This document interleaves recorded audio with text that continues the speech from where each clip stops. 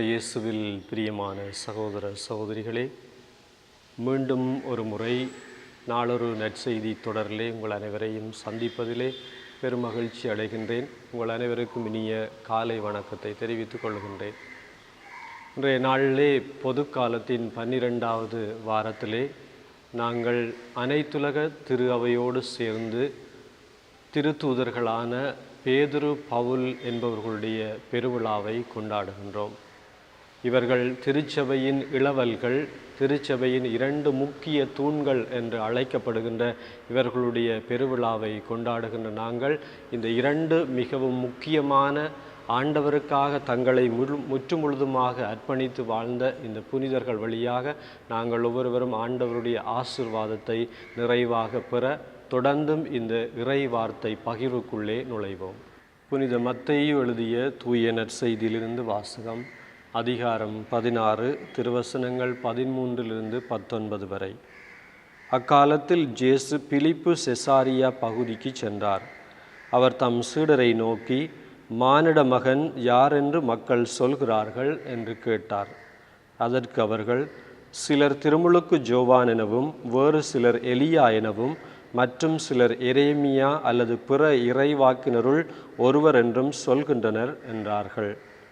ஆனால் நீங்கள் யார் என சொல்கிறீர்கள் என்று அவர் கேட்டார். சீமோன் பேதுரு மறுமொழியாக, நீர் மெசியா, வாழும் கடவுளின் மகன் என்றுரைத்தார். அதற்கு இயேசு, ஜோனாவின் மகனான சீமோனே, நீ பேறு பெற்றவன், ஏனெனில் எந்த மனிதரும் இதை உனக்கு வெளிப்படுத்தவில்லை, மாறாக விண்ணகத்தில் உள்ள என் தந்தையை வெளிப்படுத்தியுள்ளார். எனவே நான் உனக்கு கூறுகிறேன், உன் பெயர் பேதுரு, இந்த பாறையின் மேல் என் திருச்சபையை கட்டுவேன், பாதாளத்தின் வாயில்கள் அதன் மேல் வெற்றி கொள்ளா. விண்ணரசின் திறவுகோல்களை நான் உன்னிடம் தருவேன். மண்ணுலகில் நீ தடை செய்வது விண்ணுலகிலும் தடை செய்யப்படும், மண்ணுலகில் நீ அனுமதிப்பது விண்ணுலகிலும் அனுமதிக்கப்படும் என்றார். இது வாழ்வு தரும் கிறிஸ்துவின் நற்செய்தி. கிறிஸ்துவே உமக்கு புகழ். இயேசுவில் பிரியமான சகோதர சகோதரிகளே, இன்றைய நாளிலே அனைத்துலக திரு அவையோடு சேர்ந்து திருச்சபையின் மிகவும் முக்கியமான புனிதர்களாகிய திருத்துதர்களாகிய பேதுரு, பவுல் என்பவர்களுடைய பெருவிழாவை நாங்கள் கொண்டாடுகின்றோம். புனித பேதுருவினுடைய வாழ்க்கையை நாங்கள் கொஞ்சம் பின்னோக்கி பார்க்கின்ற பொழுது, ஆண்டவர் இயேசு தன்னுடைய சீடராக இருப்பதற்கு அவரை அழைக்கின்ற பொழுது தன்னுடைய தந்தையோடு மீன்பிடி தொழிலே ஈடுபட்டு கொண்டிருந்தவர். தன்னுடைய தந்தை, சகோதர சகோதரிகள், தன்னுடைய மனைவி, இன்னும் மீன்பிடி தொழிலுக்கு பயன்படுத்துகின்ற படகுகள், வலைகள் எல்லாவற்றையுமே விட்டுவிட்டு ஆண்டவர் இயேசுவை பின்பற்றுவதற்காக வந்தார்.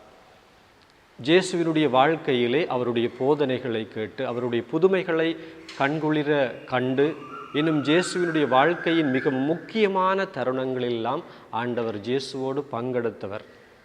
ஆனால் இயேசுவினுடைய பாடுகளை அண்மிக்கின்ற வேளையிலே தலைமை குருவின் வீட்டிலே ஆண்டவர் இயேசுவை பற்றி அவரிடம் வினவுகின்ற பொழுது அவரை எனக்கு தெரியாது என்று சொல்லி 3 முறை மறுதளித்தார். ஆனால் தன்னுடைய குற்றத்தை உணர்ந்து தன்னுடைய பாவத்தை ஒப்புக்கொண்டு அதற்காக ஆண்டவரிடம் மனம் வருந்தி மன்னிப்பு கேட்டு மீண்டும் ஆண்டவருடைய பிள்ளையாக தன்னை ஏற்றுக்கொள்ள அவர் மனம் திரும்பி வந்தார். ஆண்டவர் இயேசு இன்றைய நற்செய்தியில் கூறுகின்றார், பேதுரு, நீ பாறை, இந்த பாறையின் மேல் நான் என்னுடைய திருச்சபையை கட்டுவேன் என்று சொல்லி இயேசு வாக்கு பண்ணுகின்றார். அதன்படி ஆண்டவர் இயேசு திருச்சபையினுடைய தலைவராக அவரை ஏற்படுத்தினார் என்று சொல்லி திருச்சபை வரலாற்றிலிருந்து நாங்கள் அறிந்து கொள்கின்றோம். ஆகவே புனித பேதுருவானவர் தான் திருச்சபையினுடைய முதல் திருத்தந்தையாக, பாப்பரசராக அழைக்கப்படுகின்றார். அவர் ஆண்டவர் இயேசுவினுடைய விண்ணேற்றத்துக்கு பின்பு அதிகமாக ஜூத மக்களுக்கு திருமறையை, நற்செய்தியை எடுத்துரைத்தார். ஆனால் இறுதியாக அங்கே ரோமைக்கு சென்று ஆண்டவர் இயேசுவுக்காக தன்னுடைய உயிரை கொடுக்கின்றார். நீரோ மன்னனுடைய ஆட்சி காலத்திலே, கிறிஸ்துவுக்கு பின் 65ஆம் ஆண்டளவிலே அவர் தலைகீழாக சிலுவையில் அறையப்பட்டு கொன்றார் என்று சொல்லி திருச்சபை வரலாற்றிலிருந்து நாங்கள் படிக்கின்றோம். ஏன் அவர் தலைகீழாக அறையப்பட்டு கொன்றார் என்று சொன்னால், நான் ஆண்டவர் இயேசுவை போன்று நேராக நிமிர்ந்த வடிவத்திலே அறைவதற்கு நான் எந்த ஒரு தகுதியும் அற்றவன், என்னுடைய குருவும் ஆண்டவருமாக இயேசு அறையப்பட்ட அந்த வடிவத்திலே அறையப்படுவதற்கு நான் தகுதியற்றவர் என்று சொல்லி தன்னை தலைகீழாக அறையும்படி அவர் கேட்டுக்கொண்டார் என்று சொல்லி நாங்கள் வரலாற்றிலிருந்து தெரிந்து கொள்கின்றோம்.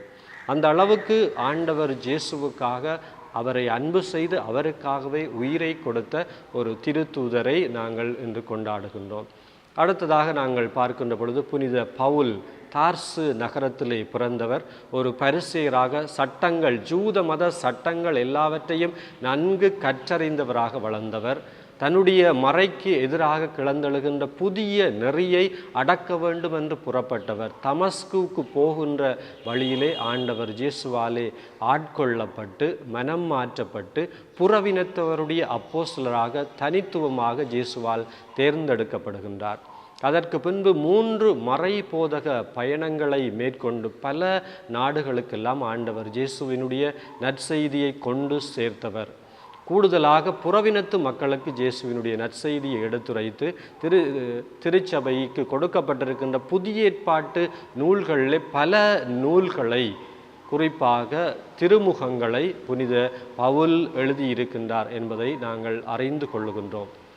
இந்த பவுல் தலை வெட்டப்பட்டு, நீரோ மன்னனுடைய காலத்திலே தலை வெட்டப்பட்டு ரோமையிலே ஆண்டவர் இயேசுவுக்காக இரத்தம் சிந்தி மரித்தவர்.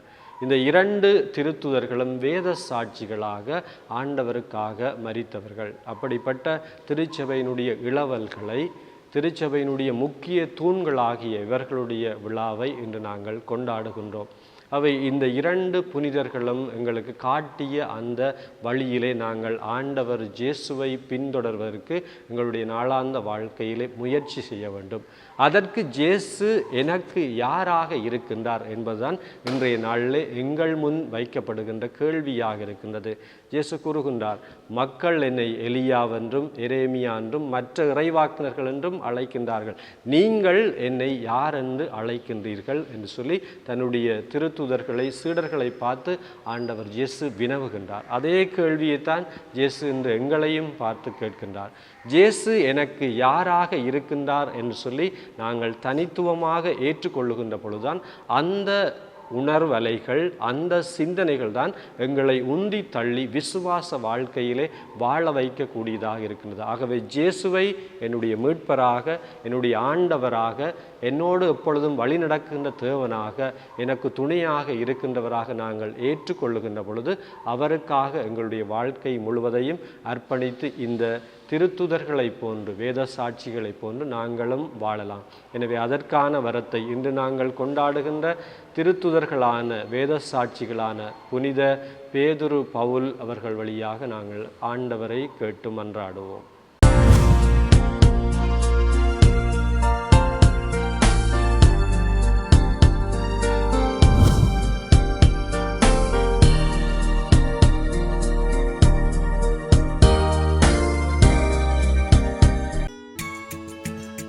ஹோலி மேடையில் புத்தம்புது நிகழ்ச்சிகளை உடனுக்குடன் பார்த்து மகிழ எமது ஃபேஸ்புக் மற்றும் யூடியூப் பக்கத்தை லைக் செய்யுங்கள்.